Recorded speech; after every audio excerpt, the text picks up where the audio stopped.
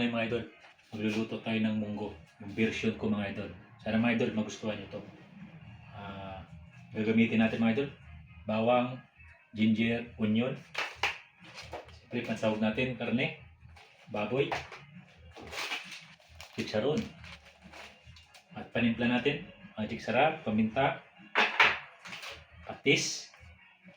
Ang sekreto ko mga idol, sinigang mix. Munggo na pinakuluan na natin na may kasamang tanglad. Siyempre mga idol, para masustansya, gulay.